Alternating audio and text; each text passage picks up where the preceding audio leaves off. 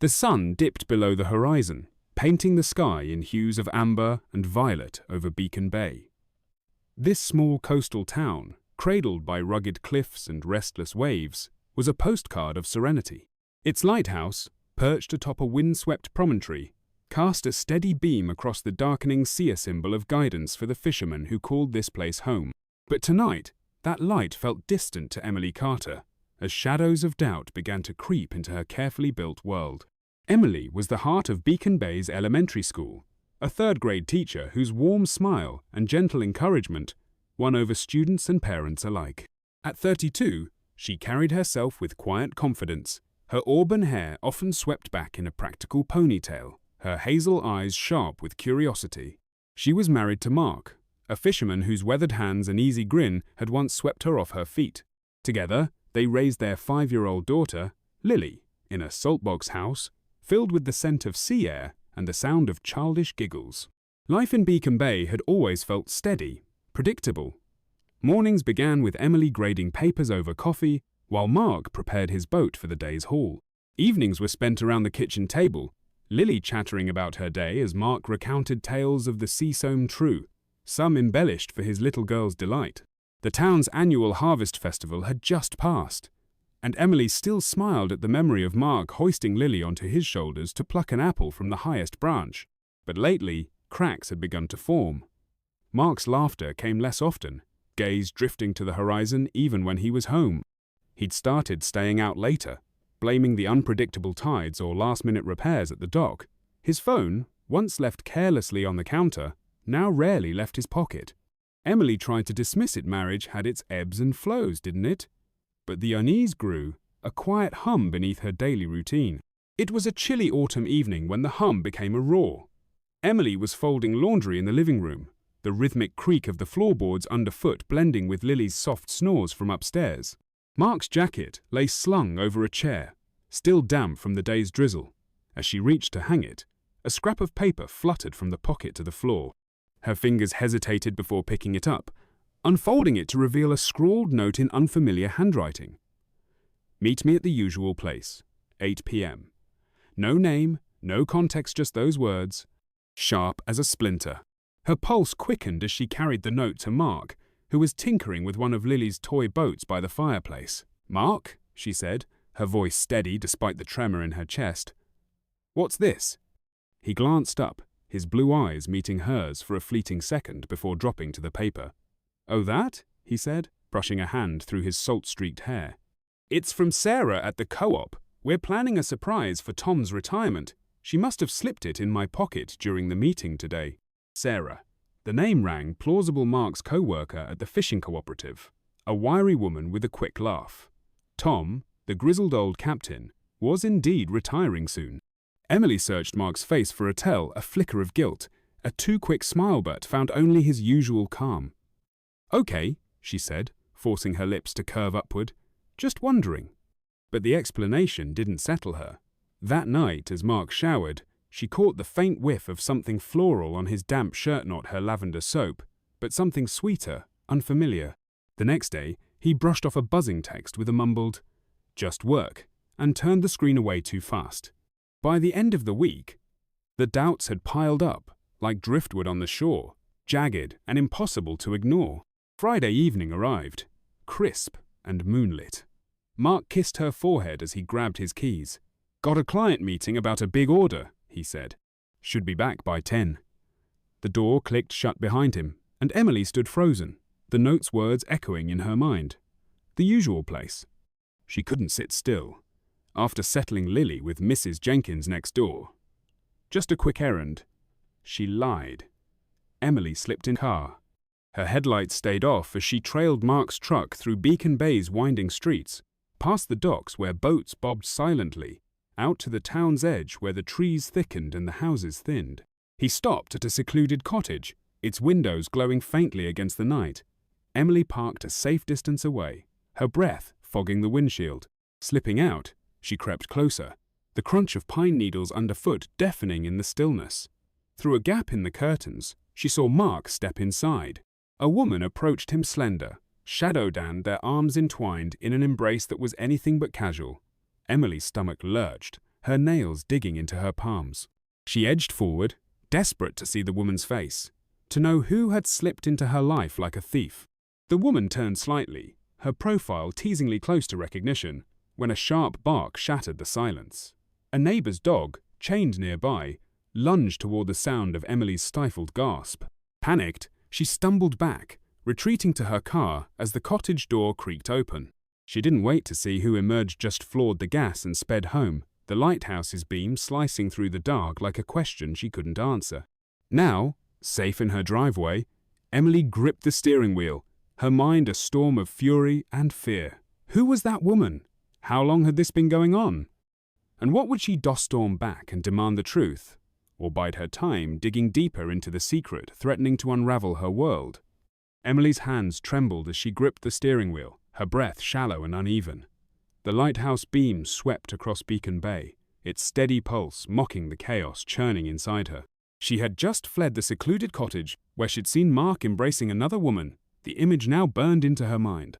Pulling into her driveway, she stared at their saltbox house, once a haven, now a hollow shell of deception. Inside, the living room's warmth felt stifling. Emily paced, her footsteps soft on the worn rug, her thoughts racing. Who was she? The question clawed at her, relentless. She replayed the scene. The shadowed figure, Mark's arms around her with a tenderness that twisted Emily's gut. But the woman's face remained a blank, a taunting void. Upstairs, Lily's faint laughter drifted down, a bittersweet reminder of the life they'd built. Emily's chest tightened. How long has this been going on? The idea that Mark's betrayal might stretch back months or years made her feel small, foolish. She'd trusted him, believed in their quiet love. Now, every memory was suspect. She sank onto the couch, fingers brushing the note from Mark's jacket. "Meet me at the usual place, 8 p.m. Tears blurred the words. She'd almost bought his excuse about Sarah and the co-op, but tonight had shattered that illusion. The front door creaked, and Mark stepped in, his boots thudding on the floor. Emily's pulse spiked, but she stayed still, back to him, wiping her eyes. "Hey, Em," he said, his tone light. "Client meeting went well. Big order should help with the bills." "That's good," she replied, voice steady despite the storm within. Mark crossed the room, his hand resting on her shoulder. She stiffened, his touch now a violation. "You okay?" he asked, a trace of concern in his voice. "Just tired," she lied, turning with a forced smile. "Long day with the kids." He studied her for a moment, then kissed her forehead. "Get some rest. I'll check on Lily." As he climbed the stairs, Emily's resolve solidified. She couldn't live in this uncertainty. She needed answers. The next morning, after Mark left for the dogs, Emily sat at the kitchen table, coffee untouched. Lily was at school, the house silent. Mark's laptop sat on the counter a rare lapse. Guilt battled desperation as she hesitated. This isn't me, she thought, but the memory of that embrace pushed her forward. She typed his password Lilybean 123 and the screen unlocked. His emails were ordinary. Phishing reports, invoices, school reminders. Nothing. Then a notification pinged a new email from seabreeze@gmail.com, subject blank. Her heart pounded as she opened it. "Last night was perfect. Can't wait to see you again. A. A. The initial pierced her like a blade. Who was A? Alice? Ava? Amy? Doubt poisoned her thoughts. She slammed the laptop shut, breath ragged. She needed more. That afternoon, Emily met Jenna at the Daily Grind. The coffee shop's cozy hum barely registered as she waited, lost in turmoil. Jenna slid into the booth, concern on her freckled face. "You look awful, Em. What's wrong?" Emily's throat tightened. "It's Mark," she whispered. "I think he's having an affair." Jenna's eyes widened. "Mark? Are you sure?" "I saw him," Emily said, voice breaking. "Last night, at a cottage. With her. I couldn't see her face." Jenna grabbed her hand. "Did you confront him?" "Number, I need more proof. I found a note and an email from A, but I don't know who she is." Jenna frowned. "You need to dig deeper. Check his phone texts, calls." "He's been careful," Emily said, "but I'll try." "Be cautious," Jenna warned. "If he catches you—" "I know," Emily sighed, "but I can't just wait." That evening, as Mark showered, Emily crept into their bedroom. His phone lay on the nightstand. She glanced at the bathroom door water still running, then swiped the screen. Locked. She entered Lilybean 123, and it opened. Her breath caught at a thread labeled A. Can't stop thinking about last night. Mark. Me too. Soon. A. When can we meet again? Mark. I'll find a way. Miss you.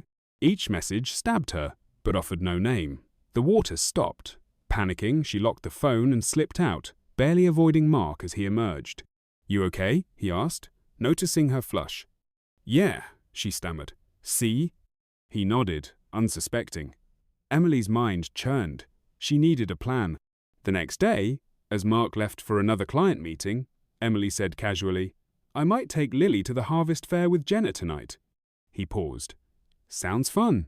I'll be late, big order. She nodded, hiding her intent. After dropping Lily with Jenna, she tailed Mark from the docks to the cottage, parking farther back this time. She crept closer, peering through a curtain gap. Mark and the woman stood close, voices low. Then she stepped into the light. Ava, the florist. Emily's heart sank. Ava, who'd done their wedding flowers, who'd always been kind. But something was off. Papers lay on the table. Mark gestured urgently. Ava handed him an envelope. He scanned documents, frowning. This wasn't romance, it looked like business. Why the secrecy? The prior embrace? Ava glanced at the window. Emily ducked, but the door flew open. Who's there? Ava snapped. Emily froze. Mark appeared, paling. Emily. Their eyes met, the air thick with unspoken truths, teetering on the edge of collapse. Emily's heart pounded as she stood frozen in the cottage doorway. Mark's wide eyes locked on hers. Ava stepped back, her face pale, the envelope still clutched in her hand. The silence stretched, thick with unspoken questions. Emily, what are you doing here? Mark's voice was strained, a mix of surprise and something else, fear maybe. I could ask you the same thing, Emily replied, her gaze flicking between him and Ava. What's going on, Mark? Mark glanced at Ava, who nodded slightly. He took a deep breath. It's not what you think, Em. Ava's been helping me with something I didn't want to burden you with. Burden me? Emily's voice rose, disbelief sharpening her tone. You've been sneaking around, lying to me, and now you're talking about burdens. Mark winced. The cooperative's in trouble. We're behind on payments, and the bank's threatening to foreclose on the boats. Ava's been helping me apply for a loan to save the business. That's what the meetings have been about. Ava stepped forward, holding out the documents. It's true, Emily. Here, look, the loan application. Financial statements. We've been trying to keep it quiet, so the other fishermen don't panic. Emily took the papers, scanning them quickly. They looked legitimate. Bank forms, revenue reports, Mark's signature at the bottom. Her anger wavered, replaced by a flicker of relief. Why didn't you tell me? We're supposed to be partners, Mark. I know, he said, running a hand through his hair. I didn't want to worry you. You've got enough with Lily and work. I thought I could handle it. Emily's eyes narrowed. But the note, meet me at the usual place, and the email from A, that doesn't sound like business. Mark hesitated, then sighed. Ava's been a friend, Em. She's been supporting me through this. Maybe I leaned on her too much, but it's not what you think. Ava nodded, her expression earnest. I care about Mark, but only as a friend. I'd never cross that line. Emily wanted to believe them. The documents, their explanation set, all made sense, but the memory of their embrace, the secretive texts, still gnawed at her. Then why the secrecy? Why meet here, away from town? The Co-op's a small place, Mark said. If word got out, it could cause a panic. We needed privacy to work on the application without distractions. Emily studied Ava's face, searching for a crack in her composure. But Ava met her gaze steadily, unflinching. Finally, Emily exhaled, the fight draining from her. Okay, I believe you for now, but no more secrets, Mark. Promise me. I promise, he said, pulling her into a hug. She stiffened at first, then relaxed, the familiar scent of sea salt and engine oil grounding her. Maybe she'd overreacted, maybe it was just the stress. But as they drove home, a nagging doubt lingered. Something in Ava's eyes, a flicker of hesitation, told her there was more to the story. Back home, Emily tucked Lily into bed, her mind still churning.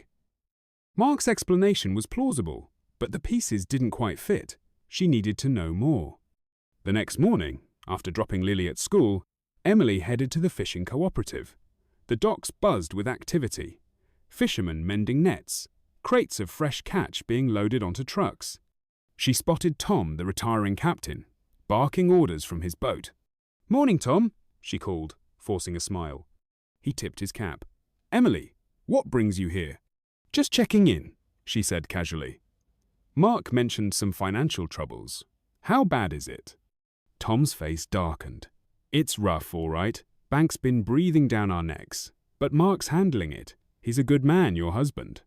Emily nodded, but Tom's words didn't ease her mind.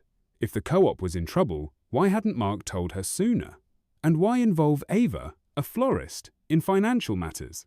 As she turned to leave, she overheard two fishermen muttering near a stack of crates. "Can't believe Mark's trusting her with the books," one said. "Yeah, Ava's got her own agenda. Heard she's in debt herself. Wonder what she's playing at." Emily's pulse quickened.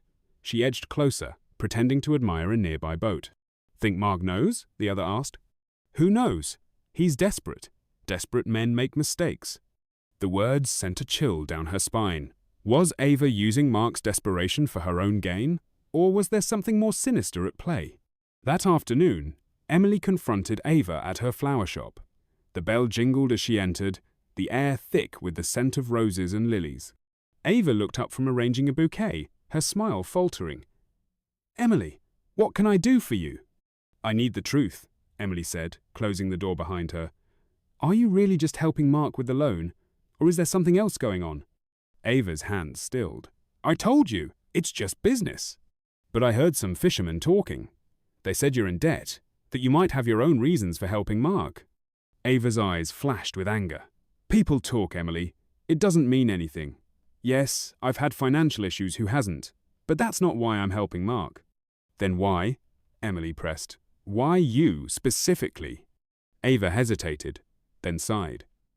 "Because I care about him, as a friend, and because I know what it's like to feel desperate." Emily studied her, sensing a crack in her facade. "Is that all?" Ava's gaze dropped. "Look, Emily, there's something you should know, but it's not what you think." Before she could continue, the shop door burst open.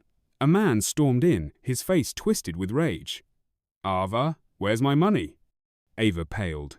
"Derek, not now."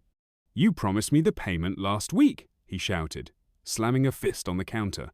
"I'm done waiting." Emily stepped back, heart racing. Derek's eyes flicked to her, then back to Ava. "Who's this? Another one of your clients?" "Leave her out of this," Ava snapped. "I'll get you the money.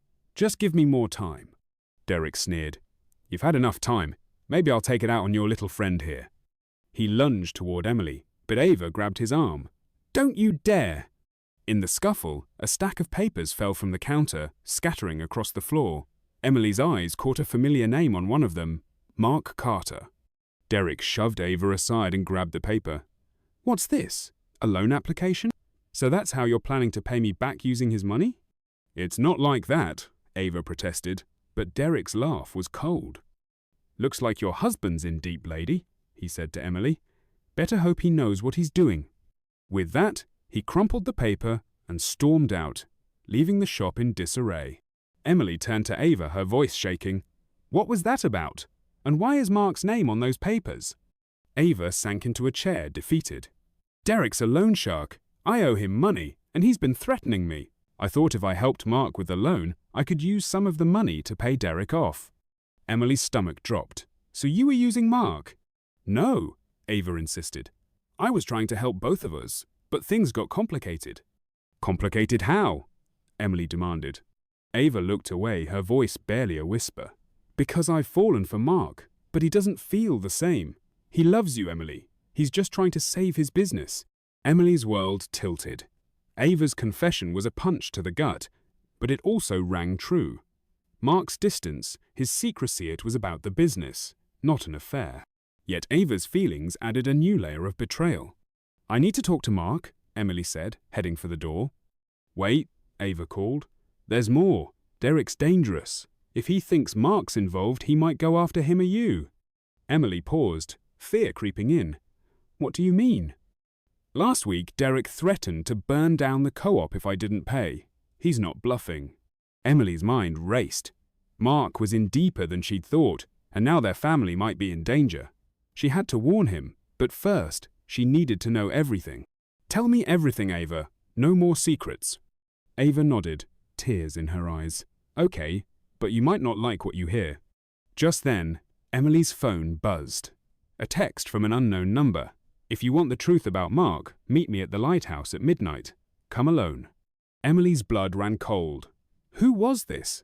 And what did they know about Mark? She looked at Ava, who was watching her with concern. What is it? Someone wants to meet me, Emily said, showing her the message. About Mark. Ava's face paled. Don't go. It could be Derek. Or it could be someone who can help, Emily countered. I have to know.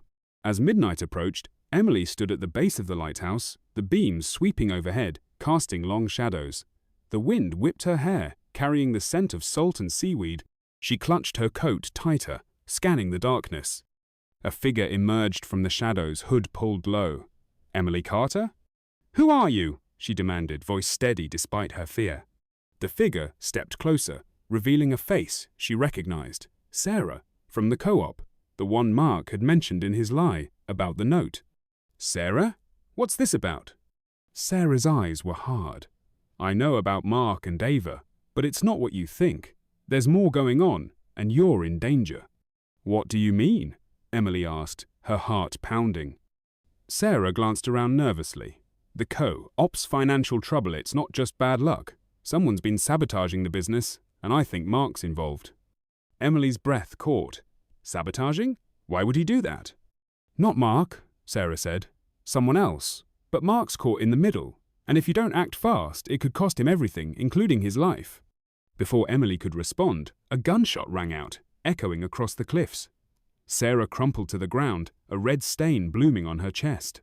Emily screamed, dropping to her knees beside Sarah. But it was too late. Sarah's eyes were vacant, her breath still. Footsteps crunched behind her. Emily whirled, but the figure was gone, swallowed by the night. Panic surged through her. She had to get out of here, had to tell someone, but who? Mark? The police? And what did Sarah mean about sabotage? As she stumbled back to her car, Emily realized the truth was darker and more dangerous than she'd imagined. And now, with Sarah dead, she was the only one who knew. The night air was cold and sharp as Emily stood beneath the lighthouse, her breath visible in the dim glow of its sweeping beam. Sarah's body lay crumpled on the rocky ground, a dark pool of blood spreading beneath her. The gunshot still echoed in Emily's ears, a sound she couldn't shake as she fumbled for her phone and dialed 911. Beacon Bay Police, what's your emergency? The dispatcher's voice crackled. There's been a shooting at the lighthouse, Emily said, her voice trembling. Sarah, she's dead. Please, hurry. Within minutes, the cliffs were awash with flashing lights. Officer Daniels arrived, his heavy boots crunching on the gravel as he surveyed the scene. His face, lined from years on the job, betrayed little emotion as he scribbled in his notepad. Walk me through it, Mrs. Carter, he said, his tone clipped. Emily recounted the moment Sarah's warning about sabotage at the co-op, the sudden crack of gunfire, the way she'd fallen without a sound. But Daniel's skepticism was evident. No weapon, no casings, no witnesses but you, he said, glancing at the empty cliffs. You're sure you heard a shot? I'm not imagining this, Emily snapped, her grief sharpening into anger. She was trying to protect us. Daniels sighed. We'll investigate, but without evidence. It's your word against the wind. Go home. We'll call if we need you. Driving back to Beacon Bay, Emily's mind churned. The police weren't going to help, not yet. Sarah's death was a warning, and if the co-op was in danger, so was Mark. She couldn't wait for someone else to act. The next morning, Emily dropped Lily off at school, forcing a smile for her daughter's sake. Mark had left early for the docks, oblivious to the previous night's horror. She hadn't told him yet, unsure how much he could handle her, how much he already knew. At the fishing cooperative, the docks buzzed with activity. Boats bobbed in the harbour, their hulls weathered by the sea. Emily spotted Tom, the retiring captain, tying down a line on his vessel, the salty dawn. His hands were rough, his face etched with decades of salt and sun. "Tom," she called, stepping onto the pier. "I need a minute." He straightened, wiping sweat from his brow. "Emily, you look like you've seen a ghost." "I have," she said quietly. "Sarah's dead, shot last night." Tom's jaw dropped, the rag slipping from his hand. "What? How?" "She was warning me about sabotage at the co-op," Emily said, watching his reaction. "Do you know anything about it?" Tom's eyes darted to the other fisherman, then back to her. Jesus. Sarah was sharp, she'd have noticed something off. And yeah, there's been trouble. Gear breaking down, shipments disappearing, money not adding up. "Who's behind it?" Emily pressed. He scratched his beard, hesitant. "Could be internal someone with a grudge. Or maybe a rival crew. Mark's been tight-lipped, trying to sort it out quietly." "Mark knows." Emily's chest tightened. "He suspects," Tom admitted. "That's why he's been chasing that loan with Ava. Keeps saying we'll pull through if we can just hold on." Emily's thoughts raced. Mark had kept this from her, another secret layered atop Ava's confession. What about Derek, the loan shark? Could he be involved? Tom's face darkened. Derek's a vulture. Been circling anyone in Detwather, Pete. Even some of the younger guys. If he's tied to this, it's bad news. "Bad enough to kill?" Emily asked. "Wouldn't put it past him," Tom said. "But I've got no proof. Watch yourself, Emily. If Sarah's death is connected, you're stirring a hornet's nest." As Emily left the docks, her phone buzzed. A text from Ava, "Meet me at the shop. Now. It's urgent." The flower shop was a stark contrast to the gritty dock sprite with dahlias and roses, the air thick with sweetness. Ava stood behind the counter, her hands trembling as she locked the door behind Emily. "Emily, thank God," Ava said, her voice low. "Derek came by this morning. He's losing it." "What happened?" Emily asked, her stomach knotting. "He knows about the loan Mark's after," Ava said. "Thinks we're cutting him out. He threatened to sink the co-op's boats if I don't pay up soon." Emily's breath caught. "Sink them? He'd destroy everything." "He doesn't care," Ava said, tears welling. "He's desperate, and he's watching Mark. I'm scared, Emily." "You should be," Emily said, her tone sharper than intended. "Why didn't you tell me about Derek sooner?" Ava flinched. "I thought I could handle it, but it's out of control, and there's more. I found this in Sarah's locker at the co-op." She handed Emily a crumpled note. Emily unfolded it, her eyes scanning the scrawl. "Meet me at the old pier midnight. I have proof. Jay." "Who's Jay?" Emily asked. "I don't know," Ava said. "But Sarah must have trusted them. Maybe they know who's behind all this." Emily's mind raced. The old pier was a lonely stretch of rotting wood, abandoned by all but the gulls. If Sarah had planned to meet this Jay there, it could unlock the mysteria, lead her into a trap. "I'm going tonight," she decided. "Alone?" Ava's eyes widened. "Emily, if Derek's involved." "I'll be careful," Emily cut in, "but I need to know what Sarah died for." That evening, the Carter kitchen was quiet, the clink of dishes the only sound as Emily set the table. Mark sat across from her, exhaustion carved into his face. She couldn't delay any longer. "Mark," she began, her voice steady. "Sarah's dead. Shot last night at the lighthouse." His fork clattered to the plate. "What?" "She warned me about sabotage at the co-op," Emily continued. "And now Ava says Derek's threatening to sink the boats. What the hell's going on?" Mark's face paled, his hands gripping the table. "Sabotage? I suspected something was off, missing gear. Bad numbers, but I didn't know how deep it went." "Why didn't you tell me?" Emily demanded. "I didn't want to scare you," he said, echoing her own reasoning from days before. "I thought I could fix it with the loan." "And Derek?" she pressed. "Did you know he's after Ava?" Mark nodded slowly. "She told me he's been hounding her. I didn't realize he'd go this far." Emily pulled out the note from Ava. "Sarah was meeting someone at the old pier. They had proof. I'm going tonight." No," Mark said, standing. "It's too dangerous." "We don't have a choice," she countered. "If we don't stop this, we lose everything." Mark's jaw tightened, but he relented. "Fine, but I'm coming with you a distance. If it's a setup, I'll be there." The fog was thick as Emily drove to the old pier, the beam of her headlights swallowed by the mist. The pier stretched into the bay like a skeletal finger, its planks groaning under her weight as she stepped out. She'd told Mark to wait near the road, ready to move if she signaled. A figure emerged from the shadow stall, lean, a hood obscuring their face. "You're Emily Carter?" a man's voice rasped. "Yes," she said, her hand tightening on the flashlight. "You're Jay?" He nodded, stepping closer. "Name's Jake. I worked the docks with Sarah. She figured out who's been sabotaging the co-op." "Who?" Emily asked, her pulse racing. "Not here," Jake said, glancing around. "Too open. Get in the boat, I'll show you the proof." A small skiff bobbed beside the pier. Emily hesitated. "Why the water?" "Safer," Jake insisted. "Derek's got eyes everywhere." Reluctantly, she climbed in, the boat rocking as Jake untied it and pushed off. The bay was silent, the fog muffling the world beyond. Jake pulled a folder from his jacket. Photos, receipts proved Derek's paying Pete to wreck the co-op. Sarah caught on and he silenced her. "Pete?" Emily's mind reeled. The young fisherman had always seemed restless, but a traitor? Before Jake could elaborate, a blinding light pierced the fog. A larger boat roared toward them, Derek at the helm, his face a mask of fury. "Jake, you rat!" Derek shouted, his voice carrying over the water. "Thought you could sell me out?" Jake cursed, gunning the engine. "Hold on." The skiff surged forward, but Derek's boat was faster. It slammed into their side, wood splintering as Emily tumbled to the deck. Water sprayed her face as Jake wrestled with the wheel. "Stop the boat, Jake," Derek yelled, brandishing a pistol. "Or you're both dead."